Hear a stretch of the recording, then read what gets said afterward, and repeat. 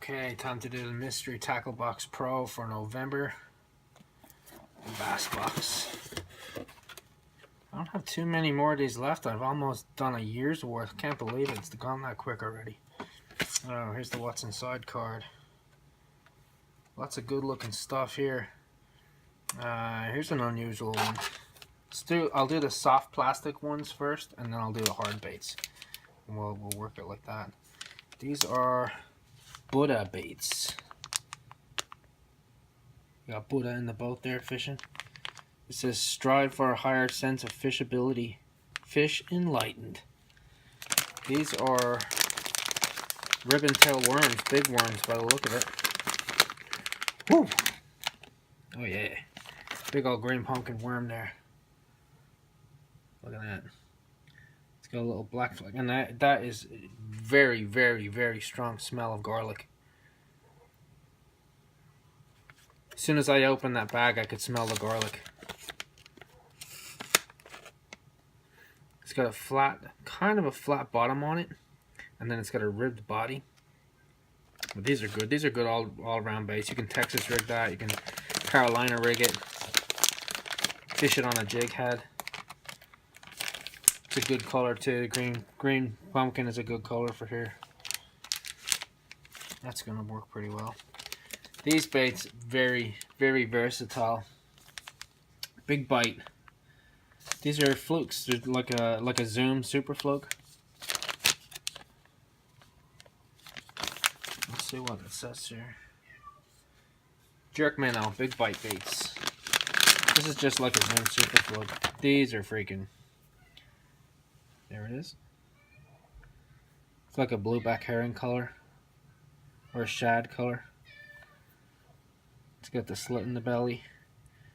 A little ridge in the back for the hook to ride in. A lot of times you would rig these weightless, and you would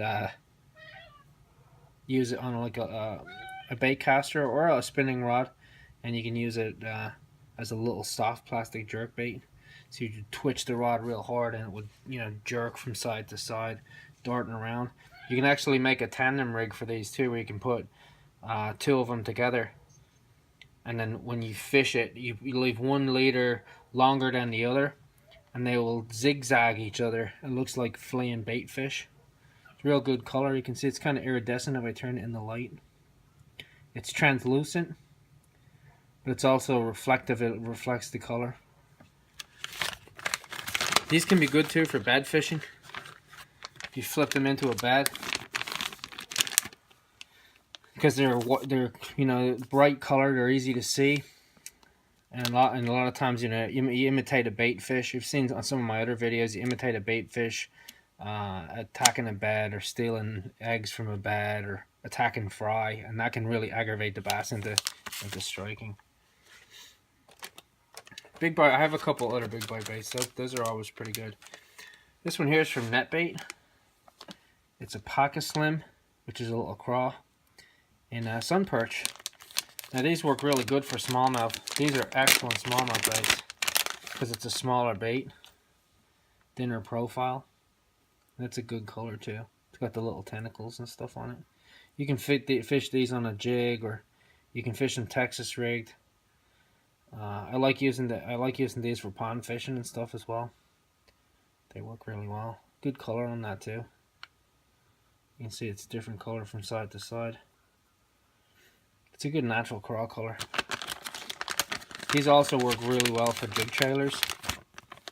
Those are dynamite jig trailers. I fish them usually on a jig, brush head jig, or on a small, like a finesse flipping setup, or a Texas rigged on a small worm hook. Like I said, those are really good for smallmouth. Alright, that's it I think for the soft baits. Let's look at the hard baits. Okay, here we go. We've got a Buckeye lure, a swim jig, 1/4 ounce swim jig. And it says right on the pack here, they use Trokar hooks. Those are my favorite hooks by far. When I'm fishing worms or any soft plastic baits, I predominantly use Trokar hooks because they're excellent. They're simple as that. This is not pretty good swim jig here. It's got a good head on it. See the way the line, you know it's a swim jig because the line tie of where it is, it's flat. And it's right out on the point of the bait. It's got a pretty light brush guard on it. Swim jigs have lighter brush guards, than much softer brush guards than structure jigs. A structure jig is going to have a real thick guard, so it protects the hook when you're fishing it in heavy cover. But this is made for fishing open water. You see it has a skirt, just like a spinner bait almost. This almost looks like a Strike King skirt. The way it's got two piece. It's got the body skirt and then it's got a trailer skirt. This gives you a little bit more bulk to it. Now if you wanted to, you could trim that off and make it shorter. It'll give you a smaller profile. Or you could trim it off and then put a swim bait on the back side of this as a trailer. You can see the hook there. Let's see if I can get a close-up of it. Oh yeah, look at that. That's why it's called a trocar. It's 3 flat edges machined down to a point, to a chisel point. And they are razor sharp. And that will penetrate wherever it touches the fish's mouth. That will stick. You can see it's sticky sharp. Look, barely touched my finger with it. Lethal. And these hooks are super strong. And the only disadvantage to them is if you get them stuck in your pants or stuck in your shirt, you can't even cut the damn thing to get it out of there. You need a bolt cutter to cut that hook. But they do hold fish, no doubt about that. There's the jig. Of course, it's like a sexy shad color, chartreuse and white.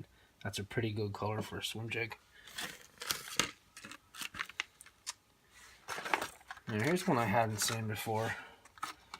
It's an Echo 175. Looks like a little sun perch color. Now this is made by Rattle Trap. Rattle Trap is very famous. I don't know anybody who doesn't own at least one Rattle Trap lure. They're super popular. But it looks like it has the Mustad, the triple grip. Yeah, right there, Mustad triple grip hooks. It's like an EWG triple or treble hook. Those are excellent.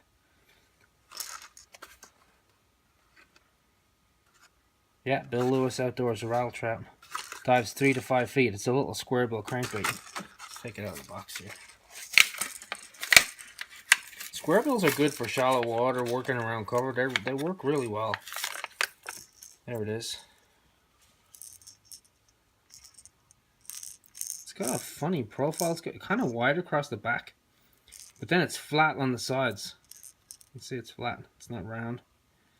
It's got a loud rattle in it. Then you can see the hook here. See the way it's curved instead of straight? Man, they really hold. They really hold. It's got the glitter finish and everything on it. It's pretty nice. Olive back with the purple. Like I said, it's like a sun perch color almost. That should work pretty good. Now, last but not least, the most expensive bait in the box here. Lucky Craft. This is a Moonsault. It's a $2.50. These are high dollar crankbaits. Any Lucky Craft bait is big money. Made in Japan, you know, very high quality. This, of course, is a shad imitator. Yeah, pearl threadfin shad. Let me take it out of the box here.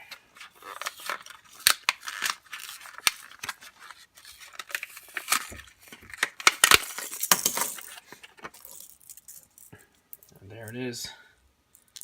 It's got a big diving lip on it. You can see the paint job and everything is like perfect. It's got the black back with the glitter. Then into the blue, the chartreuse, and the white, and then a little yellow throat patch on it. Just like a threadfin shad. You see the back of it? The hook does not go off the tail of the bait. It's under the body of the bait.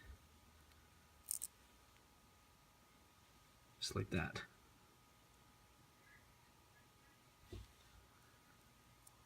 These are like super sticky, sharp hooks. I would, we'll see as I got a rattle in it. Yeah, shotgun pellets. Lots of little small pellets, not one big pellet. It probably dives, I would say 8 to 10. I might say 8 feet, 9 feet with that bill, depending on what type of line you're using on it. But these are, like I said, they're very high quality baits.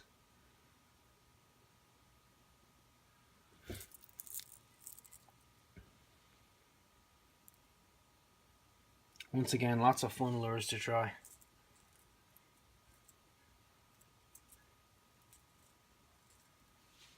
It's coming into the winter now for me, so these will have to wait till springtime before I try them out.